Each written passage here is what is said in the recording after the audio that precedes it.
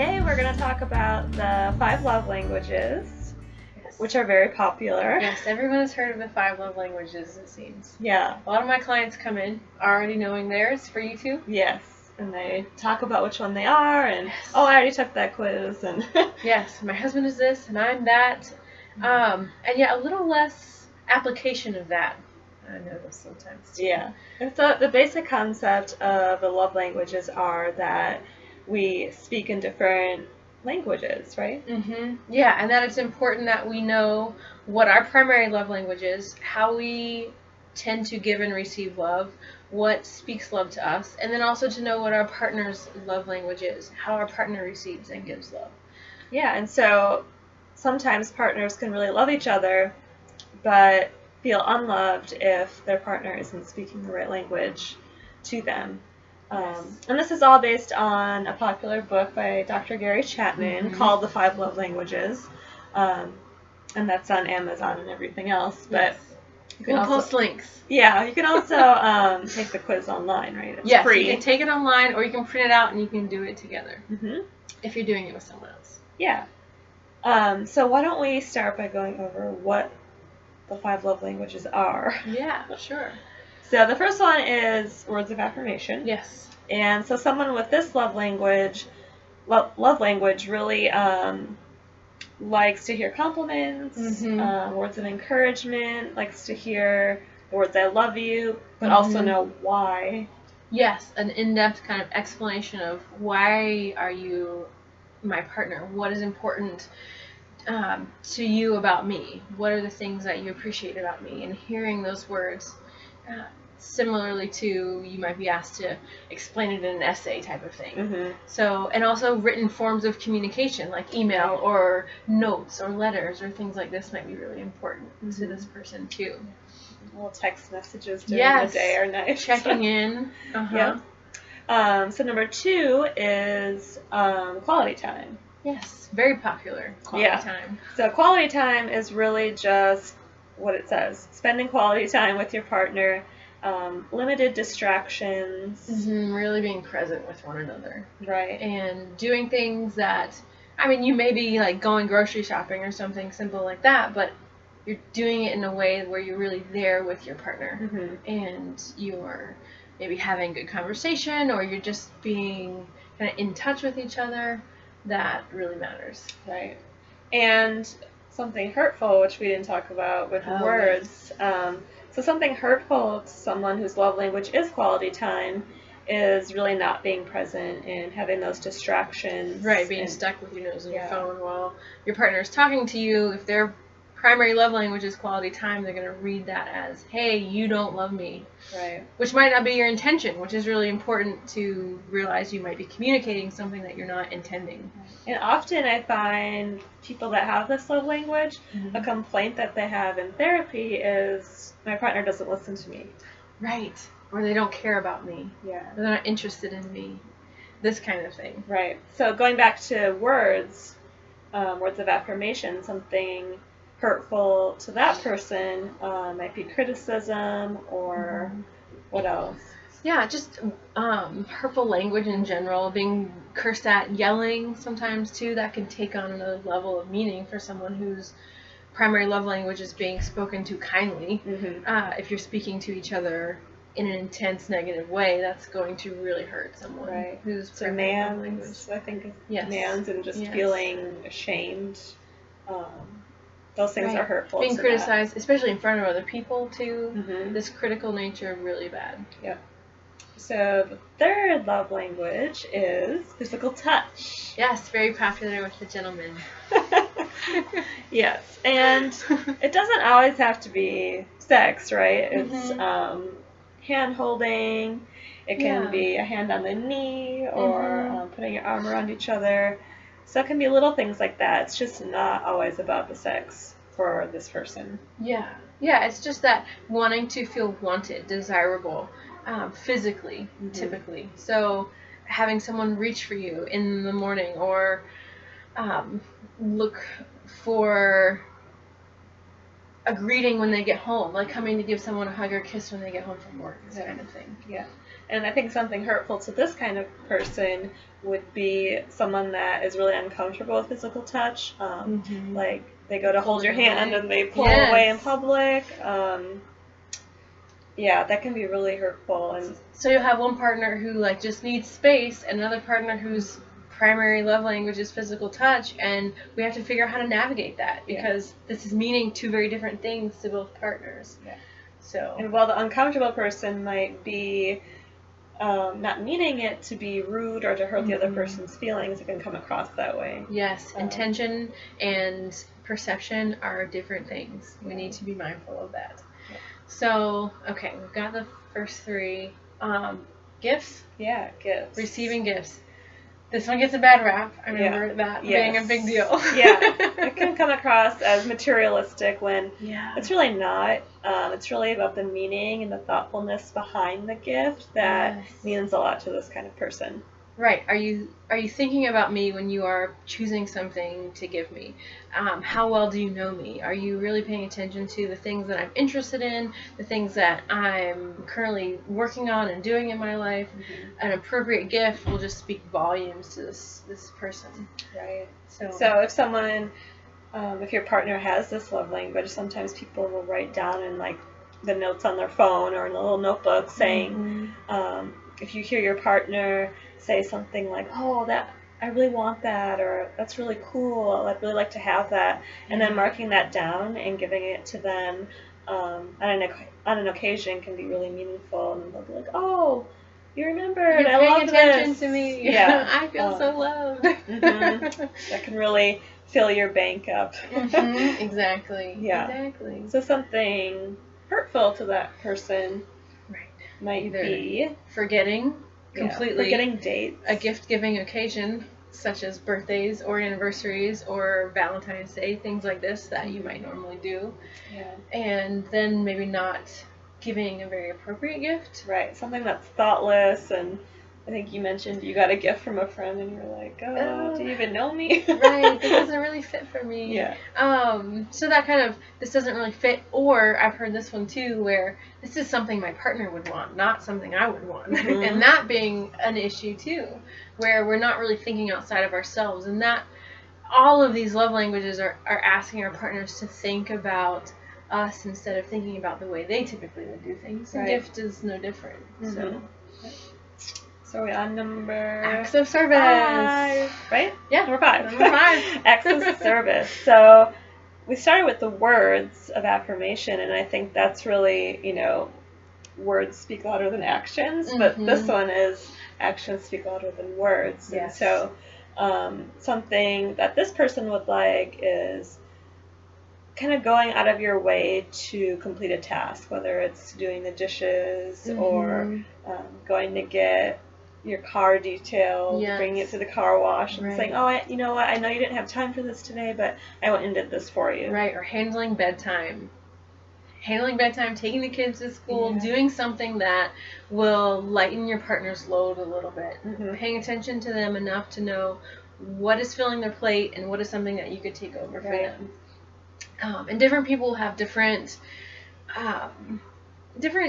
things that are important to them, and that's where, when we're going through this quiz, it's 30 questions. It's laid out where you're choosing your preference in sort of some paired questions. So grab that, because we can read it off. You have to pick the statement that is more meaningful to you. So, for example, so it says number 2 is, it's more meaningful to me when either I can spend alone time with my partner, just the two of us, or my partner does something practical to help me out. So you can see the 2 different love languages involved. You have the quality time and you have the acts of service. Right. So you go through and you kind of choose, and then your highest number is what your primary love language is, and you might get a secondary. Exactly. And sometimes, like for me, they're tied. Yes. So I have 2 primary and a secondary, and then it's like all the love languages. I just want love. And so that can happen too, where all of these are important in some way. I like recommending that my clients go through these together in paper form, so that you can sit down and circle the ones that you're choosing, but really like kind of bold circling the ones that are like, man, this item in particular really matters to me. So you might have an act of service. My partner does something practical to help me out, or my partner unexpectedly does something for me, like filling my car or doing the laundry, where this second one might actually mean more to me because it's unexpected and something that I really wouldn't have even thought to ask for, as opposed to just kind of a practical everyday chore. That part actually means more to me than the other one. So even within a love language, there's, what did you call it, dialects? I don't know. Dialects of a love language where my language is acts of service, but I really like the surprise, like this is something pretty big, like taking my car to get detailed or something, or as opposed to like the everyday kind of doing the dishes, things that happen all the time. Yes. So knowing that for yourself, where someone might actually prefer, I'd really like you to always be doing the dishes so I don't ever have to worry about it, as opposed to like the random filling my car up with gas type of thing. Yeah. So knowing that can be helpful. Yeah, so it's not just about taking the quiz and then being like, oh, well, this is mine. Right. It's really about having a conversation afterward. Yes. And I don't know, with my couples, we kind of do that in session, and it can be a whole hour-long thing. Right. So it's important to not just take it, but to know what it's about and have it explained. Right, not just going and figuring out what your love language is and then saying, well, my love language is this, and then your partner knowing what theirs is, but really diving in and figuring out, well, what does this actually mean for us, and how is this going to impact what we decide to do with our relationship? Yeah. So those kind of paying attention to the change level of things can be really helpful. Right. Yeah, so I don't know if we want to talk about Valentine's Day. Yes, Valentine's Day is coming up. And I know some people, well, at least the people I know, either like love it or hate it. And they're like, oh, it's just a Hallmark holiday, blah, blah, blah, it's just another day. But whichever way you look at it, I think incorporating something from this quiz for your partner is a great gift any day of the year. But if you're looking for something as a gift for Valentine's Day for your partner, we came up with some suggestions depending on what your partner's love language is. Right, what your partner's love language is. Not yours. Right. Don't be selfish. So, okay, we went through words of affirmation first. So I'm saying, well, maybe just spending some extra time in the Hallmark aisle.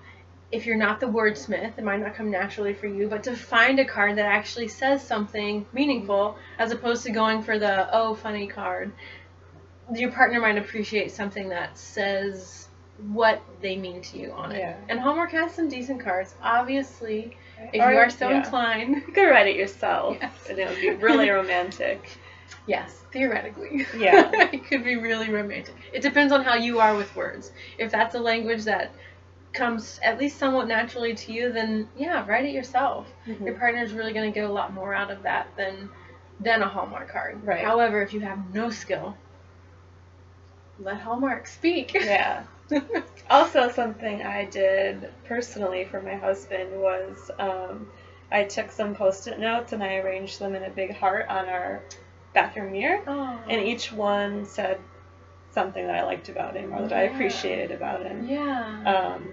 So that was, I think he appreciated that, since that's one of his love languages. And they have those things on Pinterest too, where you get like a deck of like playing cards and you just like do a reason why I love you on each one. For words of affirmation, folks, this would be awesome. Yeah. And again, these things don't cost anything. It's just it's just intention. Yes. Yes.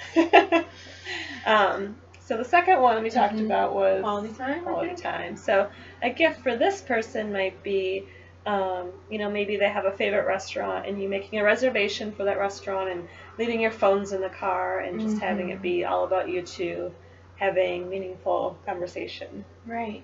Whatever that is for your partner. Maybe it's taking a trip out to the farmer's market and getting some ingredients to make your favorite dinner with and spending that time doing something fun together. It doesn't have to be the talking to each other and talking about our relationship. It just can be that time where we are present with one another, as opposed to that distance that tends to come in when we're just all over the place. Right. Yeah. And I have a couple actually that I'm working with who puts their phones like in a designated area Very for smart. certain times of the night just to really focus on that quality time. And so that's another idea. Like playing a board game. Like these things don't have to cost money. Like we can just kind of pull out, oh, we're going to play Trivial Pursuit and this is just going to be fun, or we're going to go play tennis or something that you guys enjoy doing together. It can be practically anything as long as you're bringing that level of intention to it. Yep. Very true. So physical touch? Physical touch. Okay. Our favorite. Yes. Sleep with your partner, please. So we talked about giving your partner a massage with maybe some nice oils that you bought, or taking a hot shower together. Yeah. Like just spending some time in physical contact with one another is good. We also talked about not sexualizing it all the time, so buying something that's just soft to the touch, like nice cozy comfy clothes or slippers. A nice like new like sheet set for your bed, something really comfortable, blankets. It's still winter time. Even planning a date night where you cuddle up by the fire and do something, listen to some music or do something together. Even if you're on your phones at that point, it's just kind of hanging out together close to one another, that physical piece. Yeah. So, also, what did you say? I'm not sure if can you give someone like a massage gift certificate? Is that appropriate? Yeah, that could, what if you have physical touch as your primary and gift as your secondary? Could get a massage gift card, which would be really nice. Yeah, so they can go get... Or if you suck at giving massages, like some people. Yeah, some people are not that great. Calling out your husband, are you? Anyway. The acts of service piece? Yes. Those are those coupon books. Things you'd like me to do for you. I will take out the trash, which is maybe normally your chore and not mine. Or bring the kids to school for the month. Or I'll take care of all of the gift buying this month. These kind of things. Maybe you noticed your partner's tires were low on air. You brought it to the gas station and filled them up with air and then vacuumed up their car and said, oh, I noticed you've been stressed out lately and just thought this would be nice for you to do and not think about. Or I'm scared of the car wash, so if my husband were to bring my car through the car wash, that would be great. Just little things like that. Like it doesn't cost take much. Knowing your partner's dialect here is where it can be really helpful. Where, okay, are they going to want surprise acts of service, or are they going to want something where they can count on me to do this for the next several weeks, or this kind of thing might be helpful. Right. Yep. All right, on to the last. Yes, gifts. What to get as a gift for a person whose love language is gift? Yes, something personal. Something pertinent to them, their interests, the things that they're currently involved in, as opposed to whatever it is they're offering at Kay's Jeweler for Valentine's Day. Right? Yeah. That paying attention to that personal detail of what is this person I love really needing right now, and it might be a need. It could be a need. It might not have to. It doesn't have to be like something pretty or something like the coolest new gadget. Yeah. Like, for example, I had really bad allergies here, and my husband said something like, oh, I bet you would really like this little desk humidifier that my coworker has. And he's like, that really reminded me of you, and I should get you that. It reminded me of you thing. So cool. Yeah. So just little things and being thoughtful about it. And I liked what you said earlier about really listening. Like, we drop clues for our partners all of the time, even if we're not primary love language gifts. We're kind of constantly saying, oh, it'd be cool to get this, or maybe your partner keeps an Amazon wish list. Like, go through that sucker, look at their Pinterest board. Right. Like, this idea of pay attention to where your partner is putting all this information too. I was telling Nicole that my husband picked up my engagement ring by looking at my Pinterest. So he got some really ideas, and he got one that I really liked. So if you have access to that, just looking through it, and you might get some good ideas of what they've been wanting or what they wish for. Or ask. Yeah. I'd really like to get you something special, important, something you're really going to use. Whatever it is, I think it's okay to ask, too. Yeah, it is. So, yeah. Well, we hope everyone has a very happy Valentine's Day. Yes. And take some time, even if you've done the love languages before, go through the quiz again, because sometimes these things can change. Yeah, they change over time. As we grow and mature, as we are being influenced by our partners and just changing as people, sometimes our love language can change, and it's worth it to go through and just being able to note with our partners what's important to me right now. Yeah. Having that regular communication about our relationship, about ourselves, is just so important to our levels of intimacy. So, right. Yeah. So cheers. And cheers. Maybe wine is your love language. So yes. There's always that option.